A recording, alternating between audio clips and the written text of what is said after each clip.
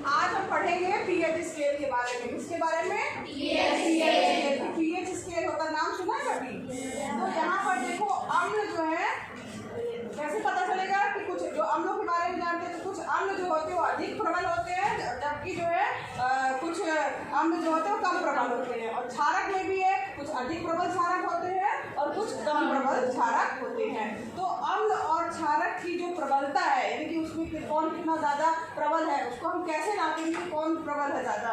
तो अम्ल और क्षारक जो दोनों हैं उनकी प्रबलता को नापने के लिए एक स्केल बनाया गया है, जिसको क्या कहा जाता है? पीएच स्केल कहा जाता है। तो यहाँ पर देखो आपको दिख रहे होंगे, यहाँ पर टन HCl लिया गया है, टन H2SO4 ये अम्ल है और ये क्षार है। तो ये अम्ल होते हैं यानी टन HCl में इसमें H+ आयन यानी हाइड्रोजन आयन दिख रहा है और इसमें भी क्षार जो है उसमें भी हाइड्रोजन आयन दिख रहे हैं।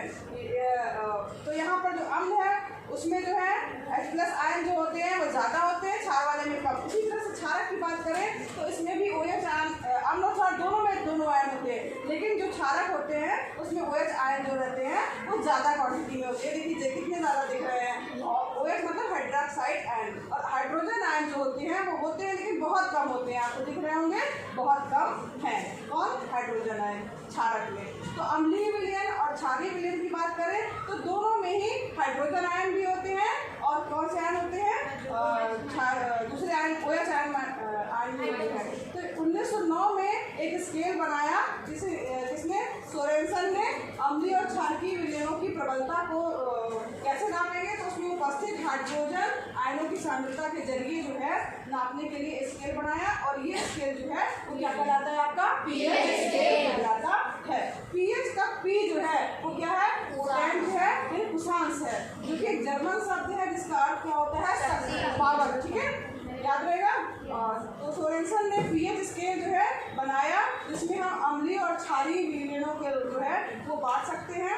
और इसमें जो है हाइड्रोजन आयन की सांद्रता के आधार पर बांटा गया, जिसको 0 से लेकर 14 तक के अंकों को के द्वारा जो है दर्शाया गया है। तो यहाँ पर पीएच स्केल कैसा होता है ये आपको दिखाई दे रहा होगा, दिख रहा है? यहाँ 0 से लेकर के 14 तक के अंक हैं, 7 जो है बीच का है। तो यहाँ पर देखो अम्लीय विलयन जो है वो इस तरफ रहेंगे, क्षारीय इधर रहेंगे। हाइड्रोजन आयन की सांद्रता जो होती है H+ में ज़्यादा होती है। अगर 2 है मान लीजिए तो अम्लीय विलयन होगा, और अगर 7 से ज़्यादा है तो क्षारीय विलयन होगा। तो यहाँ एक चीज़ ध्यान दीजिएगा, पीएच जो है केवल एक संख्या और इसकी कोई भी इकाई यानी यूनिट नहीं होती, संख्या ही बताया जाएगा। अब उदासीन विलयन की बात करें तो ऐसा विलयन जो अम्लीय या क्षारकीय नहीं होता है, यानी जो न अम्ल है न क्षार है, ऐसे विलयन को उदासीन कहा जाता है। उसका पीएच मान 7 होता है, जैसे कि आपका शुद्ध जल हो गया। तो यहाँ शुद्ध जल एक उदासीन विलयन है जिसका पीएच कितना होता है? 7 होता है। ठीक है, ये पीएच स्केल है। पीएच स्केल 7 दिखा रहा है कि वो विलयन कैसा है? उदासीन है। ठीक, तो ये यही बताया गया है। अब जैसे जो मिथाइल ऑरेंज है और फेनोल्फथालीन जो ये सूचक है, इसमें अगर पीएच 7 है तो उसमें कोई परिवर्तन नहीं होगा उसको डालने पर यानी पानी मिलाने पर। अब अम्लीय विलयन की बात करते हैं कि अम्लीय विलयन क्या होंगे, तो जो उसका मान पीएच मान 7 से कम है, यानी 7 से जितने भी कम है वो अम्लीय विलयन कहलाएंगे। जैसे 4 है तो ये क्या है? अम्लीय है। अब यहाँ पर कौन सा ज़्यादा जो है अम्लीय विलयन जो है ज़्यादा जो है अम्लीय है, कौन सा कम अम्लीय है, ये कैसे पता चलेगा? तो पीएच 4 वाला विलयन प्रकृति में अम्लीय होगा, है? ये तो पता चल गया। अम्लीयता की प्रबलता जितनी अधिक होगी उसका पीएच उतना ही कम होगा। ध्यान दीजिएगा, अगर किसी विलयन का पीएच जो है अगर 1 है तो वो अधिक होगा कि पीएच 6 वाला अधिक अम्लीय होगा? बताइए। 1 वाला, यानी जितना जो है अंक कम होते जाएंगे, 6 से कम जितना अंक होगा वो ज़्यादा जो है वो क्या होगा? अम्लीय होगा। अब पीएच 7 से कम वाले विलयन जो होंगे उसमें अगर हम बात करें तो पीएच 1 वाला अधिक अम्लीय विलयन होगा। और लिटमस पेपर को लेंगे तो अम्ल है तो ये कैसा करेगा? लाल। ठीक है, यहाँ पर देखो मिथाइल ऑरेंज की भी बूंदें दिख रही हैं, तो पीएच 6 वाले से कम गुलाबी ऑरेंज होगा और दूसरे वाले में ज़्यादा होगा। अब बात करते हैं क्षारकीय विलयन की। तो क्षारकीय विलयन जो है वो कैसे होते हैं?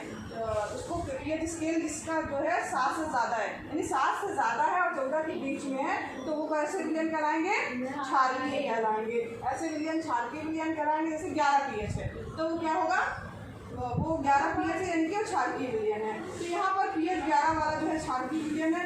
अब क्षारकीय विलयन की प्रबलता जितनी अधिक होगी उसका पीएच उतना ही अधिक होगा। इसमें उल्टा है, अगर मान लीजिए अंक दिया हुआ है 11, 12, 13, 14, तो 14 वाला ज़्यादा क्षारकीय होगा कि 10 वाला? तो जितना अधिक अंक जो है ज़्यादा होगा, ठीक है, 7 से उतना अधिक वो क्षारीय विलयन होगा। जितना कम होगा यानी कि वो कम क्षारीय विलयन है। तो यहाँ पर ये ज़्यादा क्षारीय है, ये कम क्षारीय विलयन है, ठीक है। तो दोनों क्षारीय है मगर उसकी प्रबलता भी समझ में आ रही है कि कौन ज़्यादा क्षारीय है। अब क्षारीय है तो लाल एक्वस फ्लेवर को कैसा कर देंगे? नीला कलर करेंगे, ठीक है। और यहाँ पर देखिए फेनोक्सिलीन और की बूंदें दोनों तरफ डाली गई हैं। ये ज़्यादा बैंगनी होगा, पर्पल होगा, ये थोड़ा सा कम पर्पल होगा। तो यहाँ पर आपको पीएच स्केल समझ में आ गया। 7 उदासीन है और 7 से कम वाले क्या है? अम्लीय। 7 से ज़्यादा वाले क्षारीय हैं। तो पीएच 7 से जिसका घटता जा रहा है, जैसे आप एक घट रहा है ना, जितना घटेगा उतना प्रबल अम्ल होता जाएगा। समझ में आ रहा है? यानी कि हाइड्रोजन आयन की सांद्रता क्या हो रही है? बढ़ती जा रही है, ठीक। यहाँ पर हाइड्रोजन और यानी और अम्ल की प्रबलता भी जो है इस तरफ जाने पे क्या हो रही है? बढ़ रही है। अब यहाँ पर बात करें 7 से ज़्यादा की, तो जिसका विलयन का पीएच 7 से ज़्यादा बढ़ता जा रहा है तो यानी कि उसकी क्षारीयता भी बढ़ती जा रही है। यानी उसमें क्या निष्कर्ष निकल रहा है कि हाइड्रोक्साइड आयन यानी OH माइनस आयन की सांद्रता भी बढ़ती जा रही है और इसकी ताकत, क्षारक जो है उसकी ताकत भी क्या है? इधर जाने पर बढ़ती चली जा रही है। तो यहाँ पर हमने क्या सीखा कि ये पीएच स्केल का जो है किस तरीके से हम सांद्रता नाप सकते हैं।